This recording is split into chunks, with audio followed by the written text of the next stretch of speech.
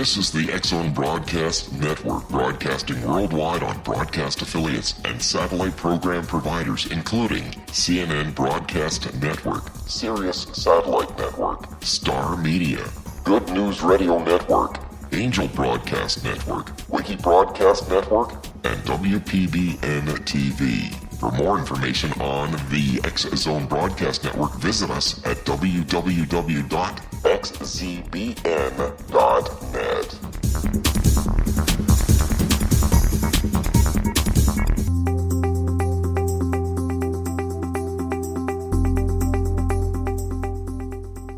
Welcome to the Secret to Everything radio show. I am Dr. Kimberly McGeorge, and you are in for a treat. We talk about all things paranormal, consciousness, alternative health, cryptozoology.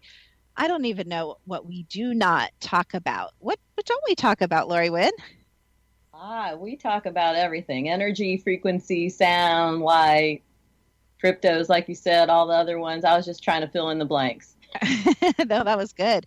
So, and this is my beautiful and amazing, I'm going to call you a drummer because that'll confuse people. So my drummer co-host, that sounds so cool. It sounds like we're like in the 80s. My drummer co-host, Lori Wynn. I'm going to call you a drummer this show. It's very rhythmic. There you go. I like that. Very rhythmic. So I'm going to give you a little teaser. I'm not going to tell you who it is until the next segment, but we had so much response to one of our last guest, one of the kind of recent last guests that we actually invited her back on, and Lori got her to say yes. I don't even know how that happens. So we're going to dig deeper into some of the topics that y'all, as we say in the South, right, Lori, like to talk about. I tell you, my grammar, I used to have like impeccable grammar. I'm sorry, I live in the South, so I can tease the South, right? But when I moved down here, it's just so much fun. My girls are always like, why do you adopt the accent of everybody you talk to? I'll go to a gas station, in the mountains, and I'll start kind of talking even more with a Southern drawl. And we never think we pick it up, but we do, don't we, Lori? Oh my gosh, my husband with that Tennessee accent. It just comes on me sometimes. I find myself saying it, and I'm from the Midwest where you're not supposed to have an accent. But then when I go back there, they're like, you sounding like you have a drawl or something. I'm like, no, it's my husband. He's rubbing off on me. You know what's funny, though, when you're from the Midwest, because I'm also from the Midwest, but when you're from the Midwest and you go out like to Colorado or you go up east to like Massachusetts, they're like, where are you from, girl? You have an accent. I guess we all have that dialect, that energetic thing that we get going on depending, where we live. But I'm really excited to talk to our guest. So I really don't have a time to do like a meditation. I'd really, really love to, but I do want to talk to you guys just a little bit about the current energy. We are in our favorite time of the year, Lori. Do you know what time of the year we're in? I call it springtime beginning, new beginnings. Oh gosh, Lori, you're too positive for this show. We're going to have to fire you. Mercury retrograde, girlfriend. Oh, well, that part too. That part too. And I've got to tell you, Lori knows something major, like a major part of Secret to Everything crashed 2 days ago. And I don't even know if we're fully in it yet. I'd have to look at the charts, but I think we're pretty close. It's like, yow. And there's also always the shadow period. I don't know if you guys are aware of it. I call it the echo effect. Some people call it the shadow period. But as we come in and out of, whether it's planetary energies or consciousness energies, there's always this prequel, and then there's this after effect. So it's not clean. It's not like, oh, if I can only make it to April 20th, everything will be okay. No, I'm sorry. Everything won't be okay. Well, it may be okay, but it will be more okay if you arm yourself with the knowledge of the energy and you roll with it. So if you know your communications are going to go down, if you know you're going to have car issues, if you know you're going to have relationship problems, more likely in this time period, when you have this freaking huge fight with your husband, you can be like, oh, that's cool. It's not even us, it's the planets. And you can laugh and make up really quick. So energies do affect, if you don't believe that, get a really good, and I mean really good Eastern or Western astrology reading. Lori, doesn't it blow your mind? Like, I'm not an astrology girl. Everybody who knows me knows. And I even tell the girls, I'm like, oh, I hate to, say planetary energy all the time, but I don't think we should worship it. I don't think we should let it dictate our lives, but I definitely think there's something to it. What are your thoughts, Lori? Oh, absolutely. I started doing the moon cycles. And that just kind of helped me. Like, I would start a project and then see where I was 2 weeks later or whenever the moon was. And that started getting me in a rhythm of life, basically. And then when I started to hear about the retrogrades, and I think we have 5 planets in retrograde, actually.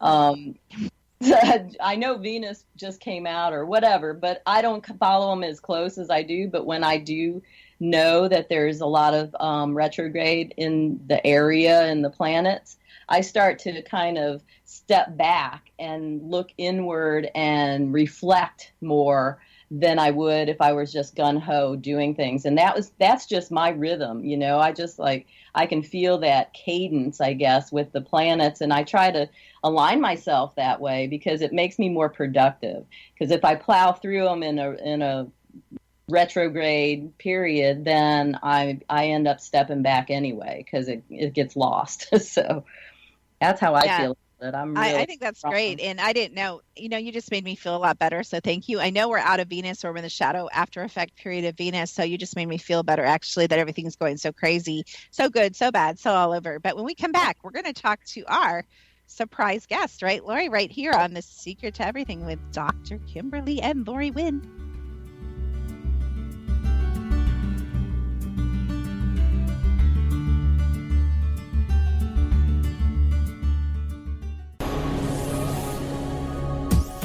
This is the X-Zone Broadcast Network, broadcasting worldwide on broadcast affiliates and satellite program providers, including CNN Broadcast Network, Sirius Satellite Network, Star Media, Good News Radio Network, Angel Broadcast Network, Wiki Broadcast Network, and WPBN TV. For more information on the X-Zone Broadcast Network, visit us at www.xzbn.net.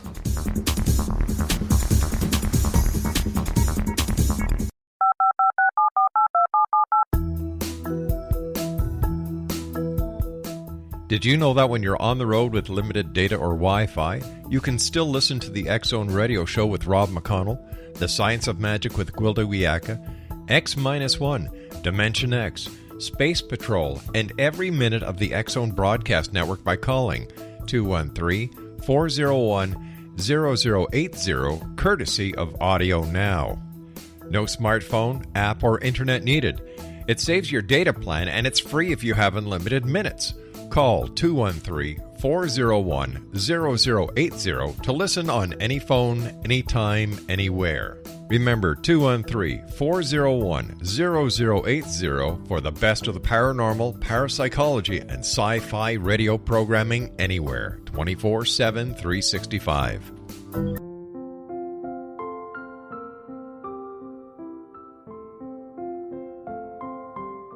I am Dr. Carl O'Helvey, founder, president of a new cancer foundation focusing on evidence-based physical, mental, and spiritual interventions, including natural cancer cures, prayer, meditation, affirmations, nutrition, and other related holistic cancer prevention and cure modalities. These are used in cancer education, research, and financing care.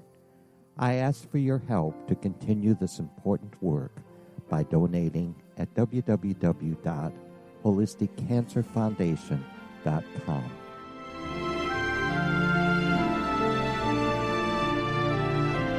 Hello, I'm Pete Marsh. With my daughter Justina, we will be presenting the new radio show, Too Good to Be True. If something seems too good to be true, it usually is. But with the help of Justina's amazing gifts, we're going to gain insight into questions that don't yet have complete answers.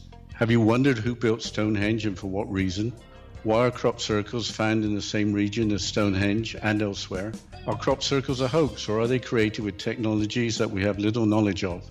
Who built the pyramids in Egypt and also in other countries? How and why were they built? Was the Titanic switched with the Britannic as part of a gigantic insurance fraud, or for more insidious reasons? What caused the Tunguska event when trees were flattened over an 800 square mile area in Siberia? Will the new insights be too good to be true? Well, that will depend on what you are prepared to believe. Please join us as we start on this journey together. For more information on Too Good to Be True, visit www.xzbn.net. Little children aren't the only ones afraid of the dark. Millions of soldiers return from war zones with PTSD, anger, frustration, fear, and loneliness, much of which surfaces during the darkness of the night. You have the chance to change the lives of these American heroes. Songs and Stories for Soldiers.us provides free MP3 players for these men and women.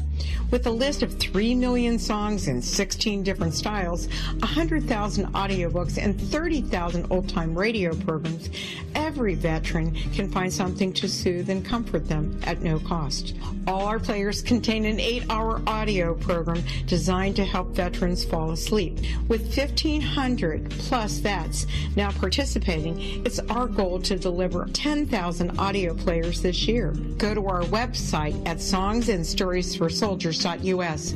Help us help a veteran make it through the night.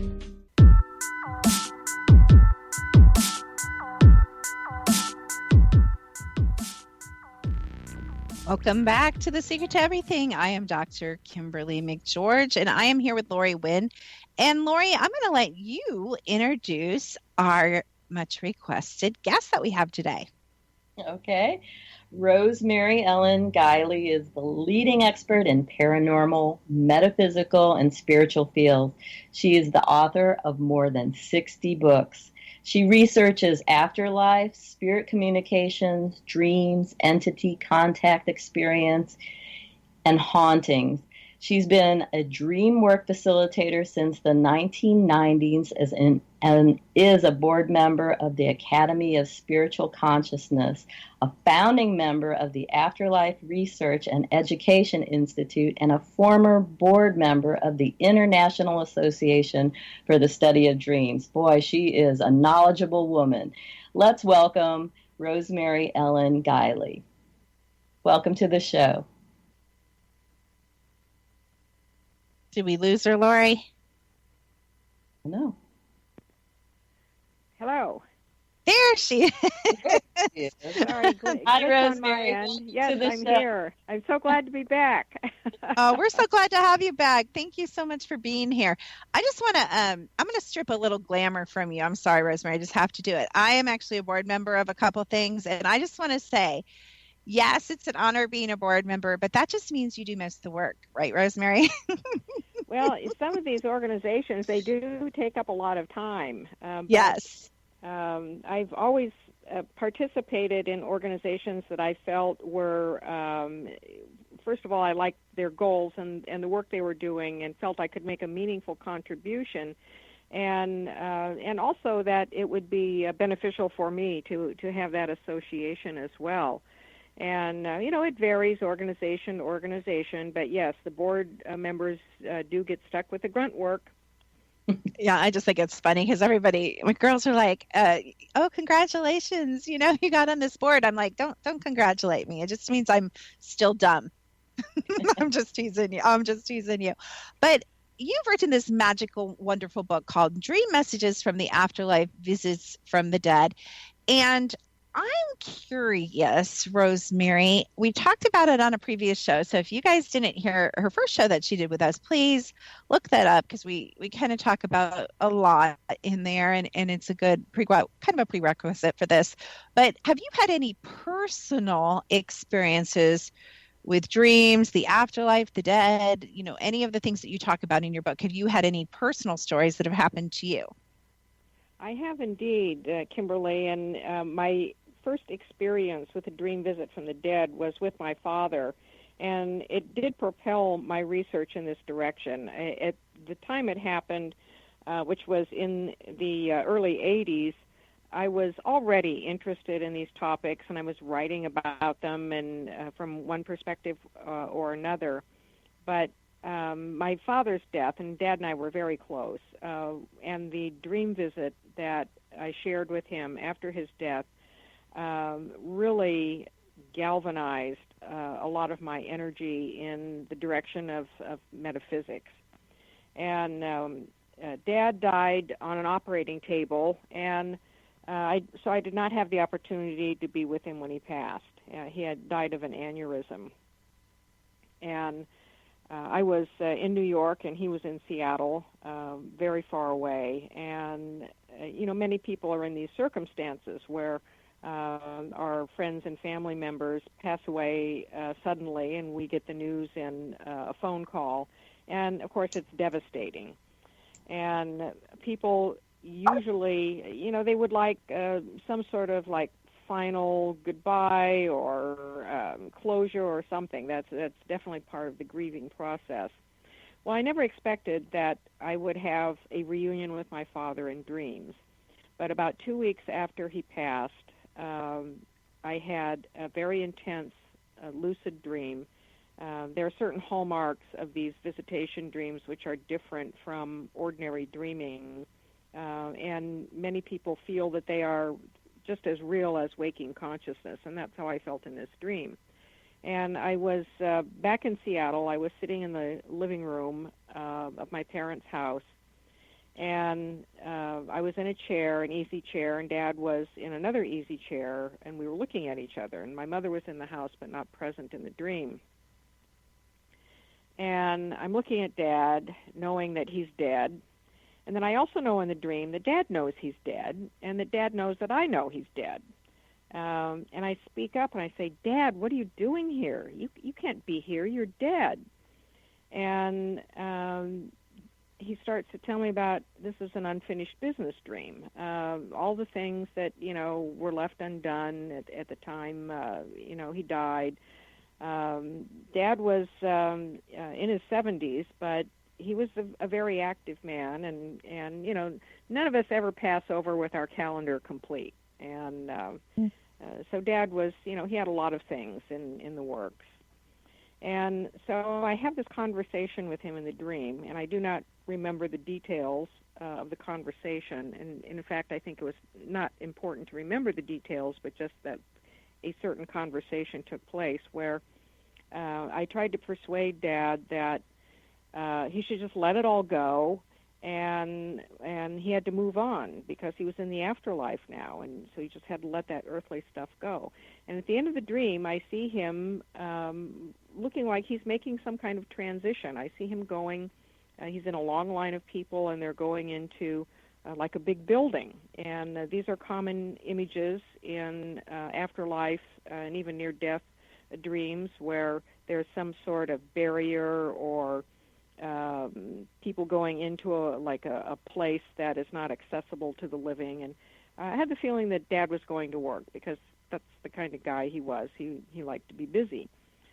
And I felt when I woke up that I had done something very significant with my father, that I had helped him make his complete transition to the afterlife. I just knew it.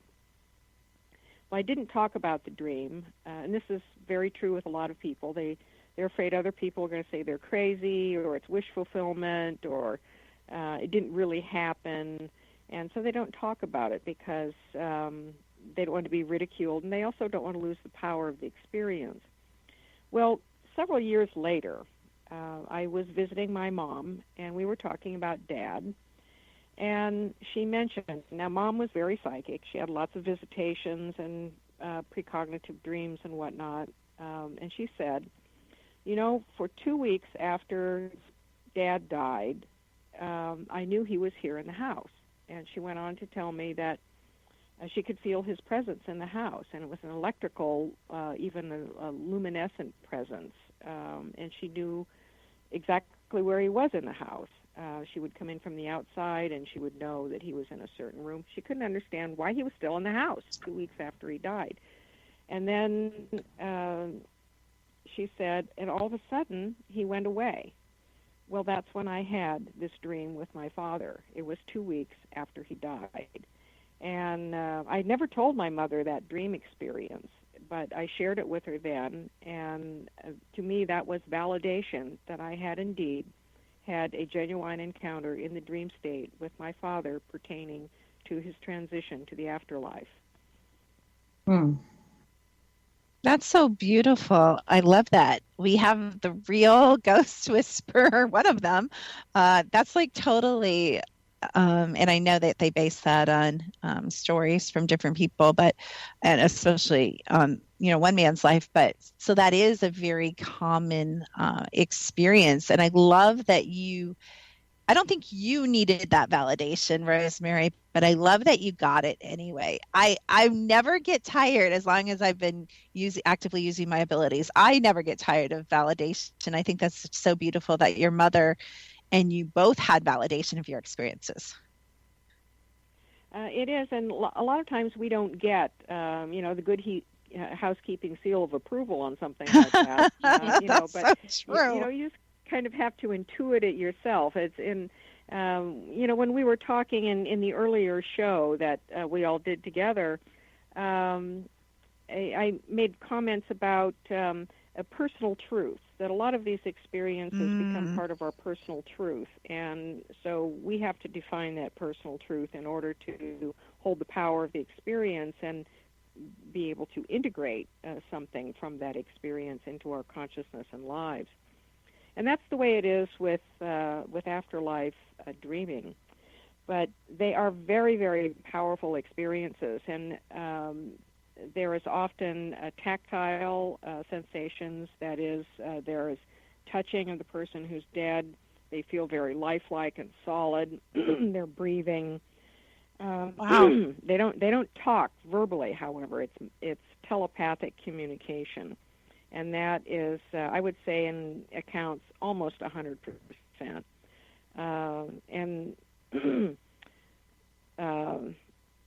People may smell things like the smell of skin, the smell of hair. The dead person looks very, very lifelike. And I think that they can assume these sort of temporary bodies for this bridge experience. It is a bridge. It's a bridge in the astral plane that forms for this meeting to take place. And there is something about the dreaming state of consciousness that is the best state of consciousness to be in for this to happen. When people have visitations in waking consciousness, they're much different. And these are much more engaged, they're more detailed, and they're more meaningful. As always, you said a mouthful. I really love that you said that the people that experience this don't necessarily need the validation, although it's certainly pleasant to have.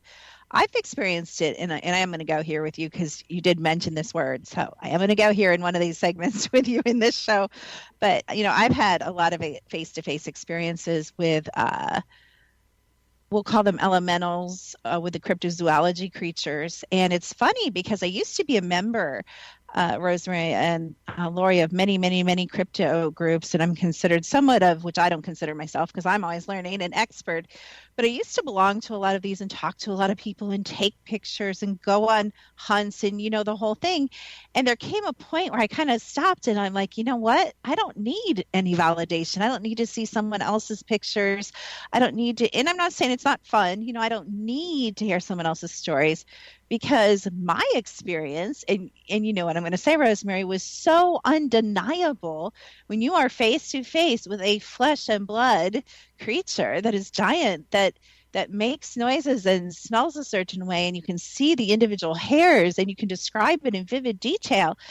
You don't need anyone to validate that experience. And so I'm hearing you say the same things about all these beautiful dream experiences that bear some of the same markers. And my personal opinion is that the dream state is equally or more valid than the waking state. And I do want to get your viewpoint on that on the other side of this break as well. Any final thoughts before we head to break, Lori? No, this is all interesting, but it does bring up a story which I'll tell in the next segment. So in case you just joined us, we want you to know that we are here with Rosemary Ellen Guiley, and she is the author of Dream Messages from the Afterlife, Visits from the Dead, one of our most popular subjects on The Secret to Everything. And you can go to our website, visionaryliving.com. We'll be back with lots more on the other side of this break with Dr. Kimberly, Lori, Wynn, Rosemary on The Secret to Everything.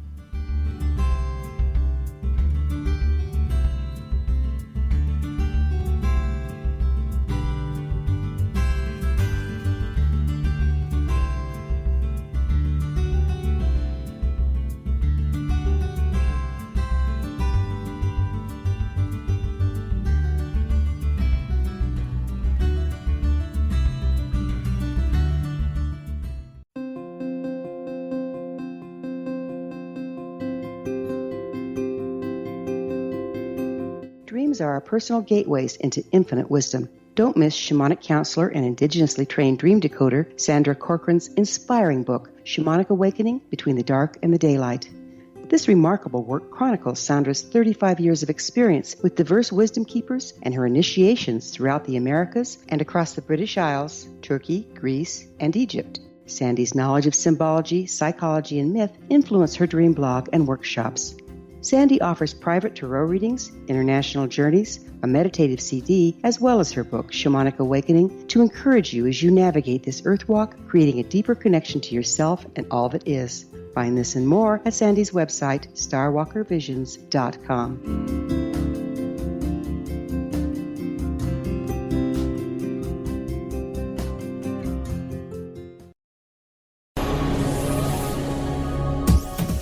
This is the X-Zone Broadcast Network, broadcasting worldwide on broadcast affiliates and satellite program providers, including CNN Broadcast Network, Sirius Satellite Network, Star Media, Good News Radio Network, Angel Broadcast Network, Wiki Broadcast Network, and WPBN TV. For more information on the X-Zone Broadcast Network, visit us at www.xzbn.net.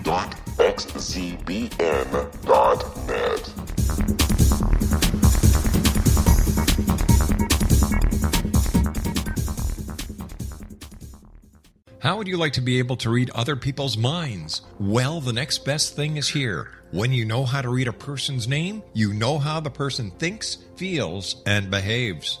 Each letter in our name holds a key to unlock our true essence. Our name contains both our gifts and challenges in this lifetime.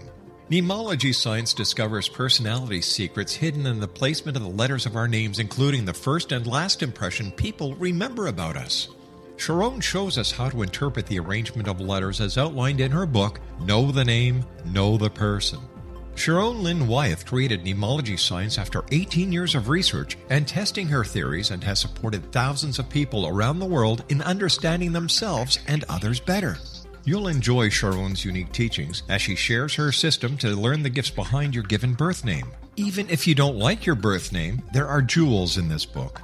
If you're thinking of changing your name, ready to name your child, or wanting to get along better with others, this is the book for you.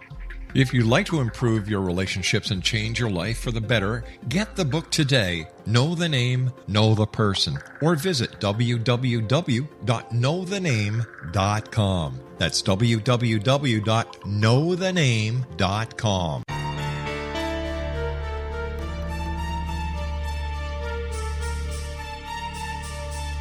Hello, I'm Justina Marsh, and with my dad Pete, we are going to present a new show called Too Good to Be True. Together, we are aiming to discover more truths about this world and beyond. Do you have unanswered questions about the world? Do you ever wonder about aliens, conspiracy theories, or the universe? There are many shows discussing subjects such as pyramids or UFOs, but we want to relay this information based on our own research, including from spiritual means. Hopefully, listeners will be helped with their own beliefs and will appreciate the psychic insights that add to the previous research and information. We both look forward to sharing this insight and beginning this journey with our listeners. Visit xzbn.net for more information about when to listen.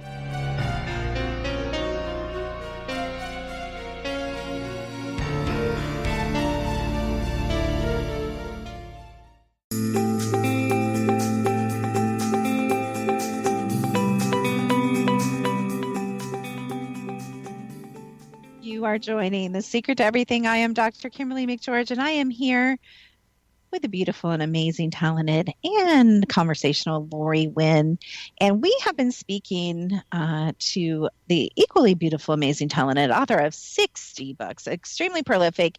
I'm sure you've heard of her. She is Rosemary Ellen Guiley, and we have the privilege of having her on the show today. Now, Lori, we want to hear your story, but before that, I want to get Rosemary's spin. What do you think about Do you think the dream life is just as valid as the waking life? What are your kind of thoughts about dream life versus waking life? It's at the very least as valid, and perhaps even more so, because of the kinds of experiences that we have in dreams. They connect us to alternate realities, to the divine, to our higher self. They're more focused on the how and why of what we're doing in life. So they reach out to a big purpose, and we should pay attention to our dreams, even our ordinary dreams. They're just treasure chests of helpful guidance and insights about life and how we think we're doing in life and about our purpose in life. And so, yes, they're extremely important. Yeah, I love that you said that. I had a hunch that that was your viewpoint, and it's so funny because I've always thought dreams were important.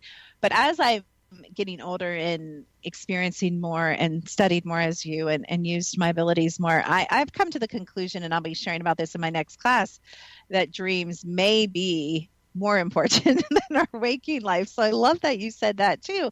But Lori, tell us a story.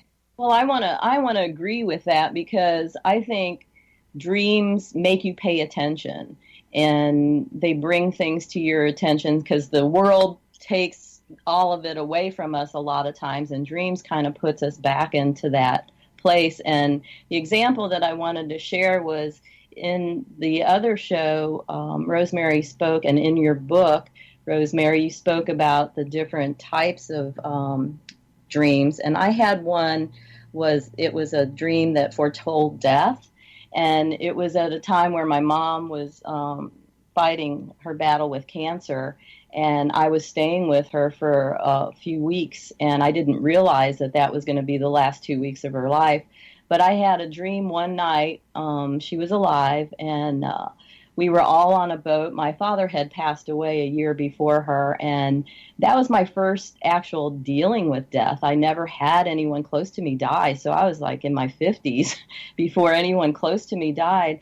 And, you know, my mother and I were very tight, and I was staying with her, and I dreamt that we were on a ship, the rest of my family, and she actually jumped off the ship and was in the water, and I could see her in the water drowning, and I was like, you know, emotional about it, because it was like, my mother's dying, she's drowning, and she wouldn't come up, and, you know, everybody wanted to jump in, but nobody did, and it just kind of, and then all I saw were bubbles, so I knew she was gone. And then a little dolphin came up and just gave me this little smile kind of thing. It was kind of playful, but I was the next morning, I was really like sad, but I was okay because she was still alive. But it turned out that about 4 or 5 days later, she did pass away. So it was kind of like an emotional release kind of premonition to be strong and to be okay with her passing. And that's actually the power of that experience. It gave me insights that she was going to go soon, but it did give me that, you know, like a premonition that she was going to go. Well, there's some interesting symbolisms in that dream, Lori. First of all, being on a boat. And boats are symbols of a journey and also transition. In dreams of the terminally ill, they will often have boats in them, like setting out in a boat to go across a large body of water or down a river. They are very symbolic of transition from life. And, of course, in Greek mythology, we have that represented by the rivers that surround Hades, which was the underworld of the dead. And you had to cross the rivers to get to the underworld. And sometimes people have dreams with a pilot in the boat or a ferryman, similar to the Greek motif. Also, the appearance of the dolphin is very significant because the dolphin is it's a symbol called a psychopomp, and the psychopomp is the escort of the souls to the dead. They escort the dead to the afterlife, and that also goes back to ancient Greek times as well. Wow. That just made it even more powerful. Yeah, I just got chills all over my own body. I'm kidding. Lori, can we kidnap? Do you think we can kidnap Rosemary and put her in a closet and we want to know something? We just open up the closet. You can write in there. You could probably write lots of books in the closet. You are so great. I just love the wealth and layers of information that you're providing. Now, again, this hour is coming to a rapid close, so I'm going to be a tiny bit selfish. Just for a beat, we're going to switch topics. And you made the mistake, Rosemary, of mentioning the word crypto. That was a mistake because, as you can imagine, from some of the stuff I've shared, I am a diehard crypto fan. I'm very well acquainted with some of these beings. I just wondered what your spin on the whole cryptozoology realm kind of is. If you can, you're pretty good at summing things up. Sum that up for us. And I'm kind of divided right now, Rosemary. I don't know if my vision has gotten clearer or the things they're doing with CERN and messing around with the dimensions and with time. I'm not sure. Why are more and more people aware of these or seeing them or having encounters with these creatures? Well, I can sum up the cryptid scene in one word, and that's interdimensional. I have from the get-go considered cryptids to be beings that share the planet with us but exist in parallel realms. And the more research I've done, that's reinforced that. Now, I would like to point out that my stance as a researcher and investigator is you go where the data takes you, and if it takes you in another direction from your cherished beliefs that you start out with, then you have to change those. And so I do. I've changed, I've altered and modified and changed my views on things as the years have gone by. But that's one that has really gotten solidified. I think the more evidence that comes out, it indicates that we're dealing with interdimensional beings that are not fully in our reality. And that includes Sasquatch. And I have a major essay being published this month in an anthology called Wood Knocks 2 that David Weatherly puts out. And my essay is titled Interdimensional Paraphysical Sasquatch. And it's about all the evidence that points to this entity not being a lost Earth species, not being an Earth flesh and blood species. But I think that is the case with dogmen, with thunderbirds, lizard men, frogmen, mothman, all of these mysterious creatures that seem to be combinations of things. They're here on the planet. They're just not in our vibratory realm. So what would you say about people, there might be one present here maybe, that can see these creatures with their bare eyes and interact with them daily, and I, with photographic evidence too? Is that due to, our abilities, the ones of us that can do that more than, or their allowance, wanting to make a connection with us? What's your opinion on that? Well, there's a couple of factors going on, and one is I think a lot of these entities, and I call them entities rather than creatures, because we don't really know enough about them. True. That I think a lot of them are very intelligent, and they're quite capable of cloaking themselves and not being seen if they don't want to be seen. And some of them do engage a lot with people, or at least from time to time. But people who have frequent experiences, especially of certain types, I think their consciousness is tuned to those wavelengths. There's something natural in their field of consciousness, or perhaps the way they've developed it, that enables them to perceive things that are blanks to other people. And that goes for photographs, too, because all you have to do is be a paranormal investigator for a short period of time, and you realize that there are individuals around you who are always getting the anomalous photographs. You can snap away right next to them in the same direction, and nothing will show up on your photographs, and everything will show up on theirs. And I think this is a function of consciousness. It's what we're tuning into without us being aware of it in many cases. And it's why two people can look up in the sky and one people sees a craft and the other person sees nothing. Doesn't mean one person's crazy or hallucinating. It just means their consciousness is able to perceive something in a different vibration that the other person is not. I think that's one of the best. I just love how you say things. I think you sum them up so beautifully. It's so funny because I'll be to my girls, I'll be like, I'm so mean. I'm like, they are like, enough with the Sasquatch, Mom. We know, we get it. You're friends. But I'll show them a picture and I'll be like, do you see? Show me the Sasquatch. And it's like a quiz. Show me the Sasquatch in these pictures. And you just hear the question mark. Like, they are so obvious to me, Rosemary. And they're like, there. And my girls have abilities, developed on different levels. They're like, there. And then I'll be like, here's, I told you guys, Laura, you might not have been in one of the groups. One of the groups, I said, you guys need to go to this Facebook page.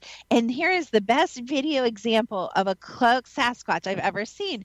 And Rosemary, I swear to you, it is clear, but people are like, I don't see it. And I want to shake them. How can you not see it? But I guess that's a brilliant explanation for that, right? Yes, and some of it comes from just experience, practice, doing research and investigations too. That your eye becomes attuned and your ear becomes attuned. True. Well said. But yes, and these are, I guess you would call them epiphenomena, kind of side effects of consciousness that we don't really know. First of all, we really don't have a very good understanding of what consciousness is. More and more people are accepting the fact, and even science, that it's non-local. It operates independently of the body and the brain, even though the body and the brain are as long as we're in the body, are very important to it. But we have very little idea of what its true nature is and what it's capable of doing. And it's that uneven playing field, again, I alluded to in the other show, that when it comes to the paranormal, it's a very uneven playing field in terms of who experiences what and why. And that inability for us to box everything up very neatly or make nice little pie charts and things like that. I don't think we'll ever get to those points when it comes to these realms of consciousness. They're very blurry, very shape-shifting. They're like mercury, As soon as you think you've got a hold of it, it squishes out from your fingers and becomes something else. Love that. We'll be right back on The Secret to Everything with Lori Wynn, Rosemary Ellen Guiley, and Dr. Kimberly McGeorge.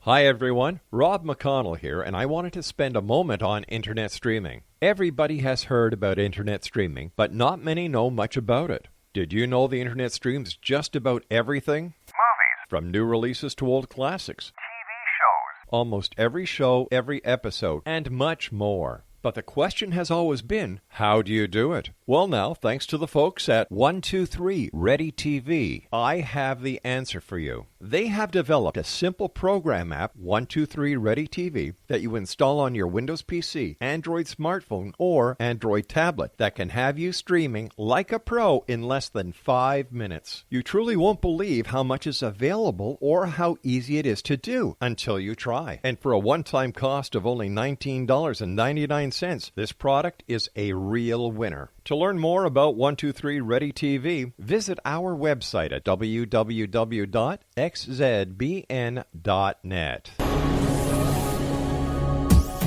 This is the X-Zone Broadcast Network, broadcasting worldwide on broadcast affiliates and satellite program providers, including CNN Broadcast Network, Sirius Satellite Network, Star Media, Good News Radio Network, Angel Broadcast Network, Wiki Broadcast Network, and WPBN TV. For more information on the X-Zone Broadcast Network, visit us at www.xzbn.net.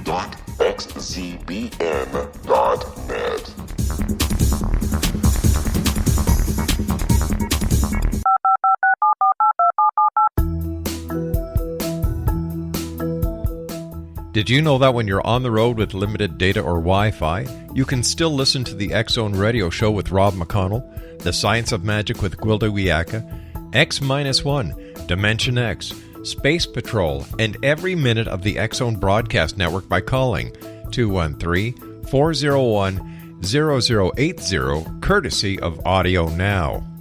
No smartphone, app, or internet needed. It saves your data plan, and it's free if you have unlimited minutes.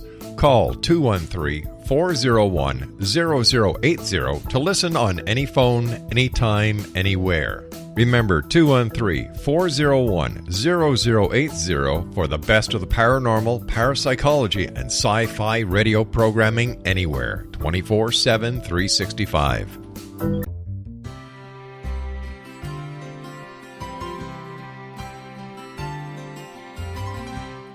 True healing must address 4 levels: physical, emotional, mental, and spiritual, for us to live joyful and productive lives.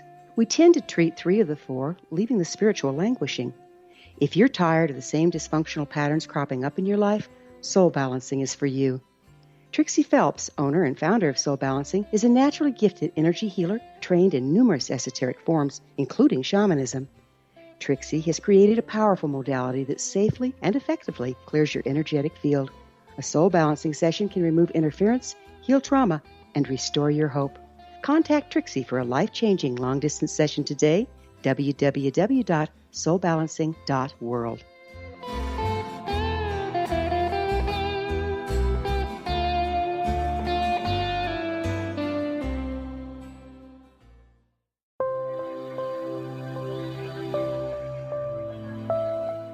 There's a legend shared by many indigenous cultures of a time when the nations were cast to the 4 corners of the world.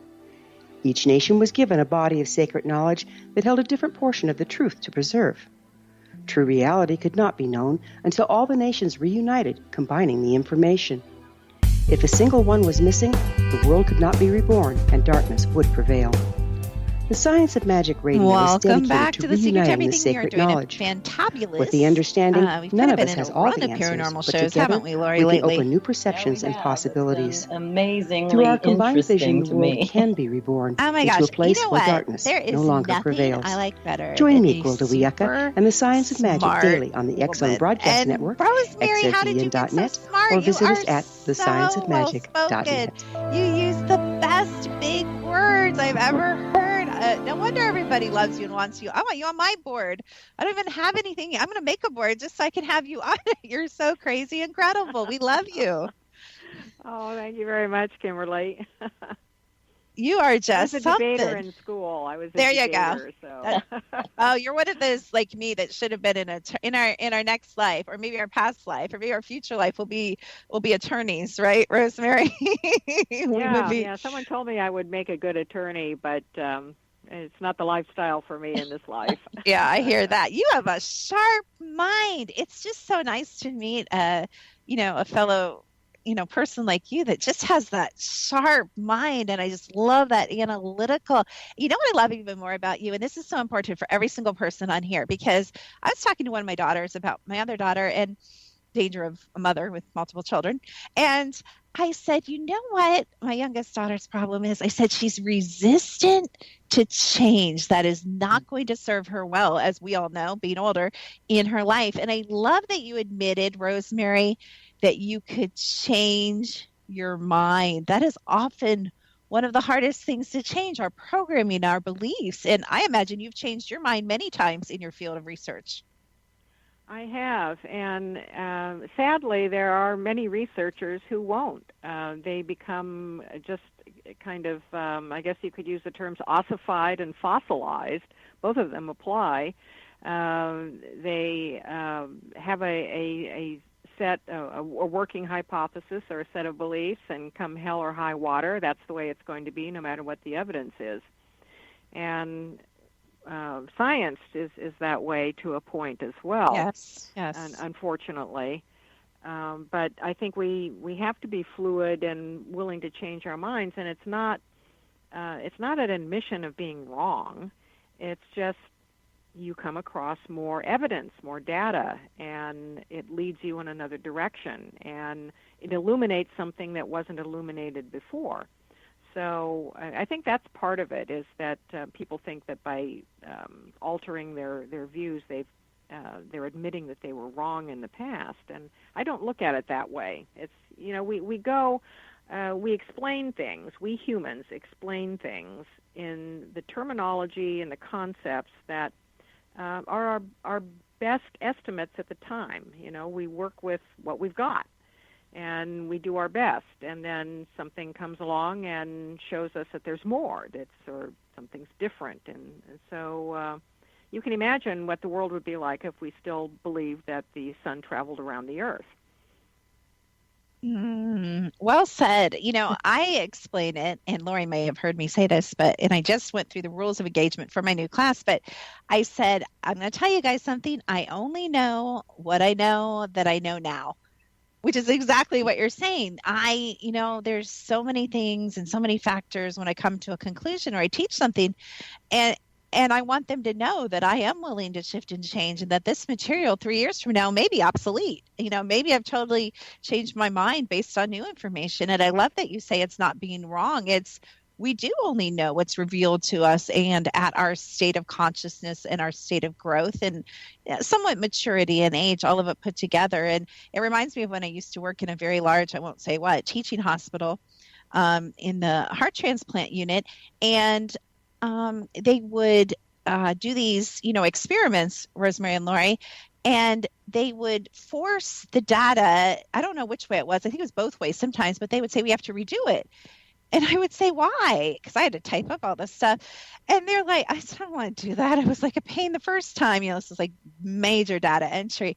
And they're like, because it didn't work. And I'm like, how didn't it work? Didn't you do all your variables? Didn't you, check all the boxes?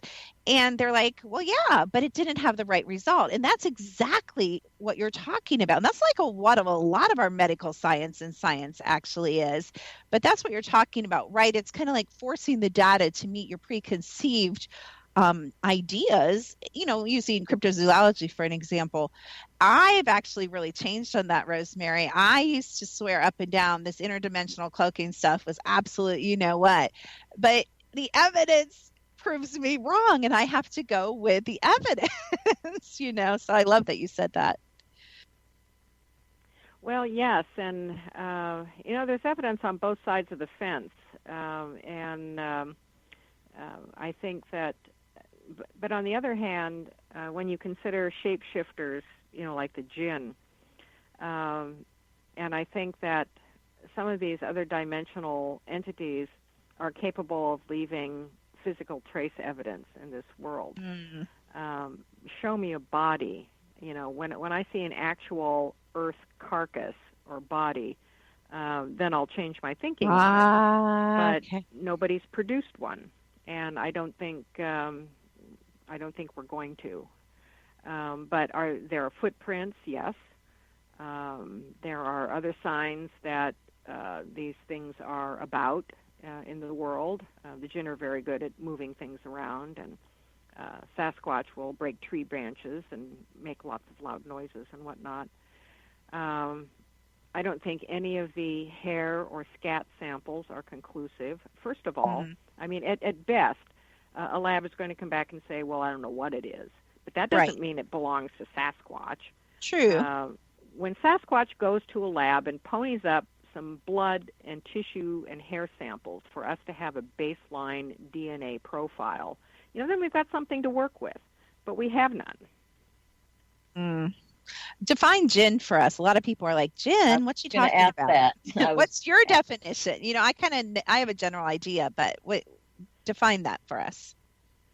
Well, basically, we know them as the genie in the bottle, but that is a very small representation of them. They are shapeshifters. They are beings who share the planet with us. They have a lot of what we would call supernormal abilities, and they exist in a parallel dimension. They have, judging from the way they interact with us, great ability to find entry points into our reality. And the ones that are interested in dealing with people, they're not all bad. They're like people. But the ones that are interested in engaging with us tend to be on the tricky, hostile side. And so most of our dealings with them are not very pleasant.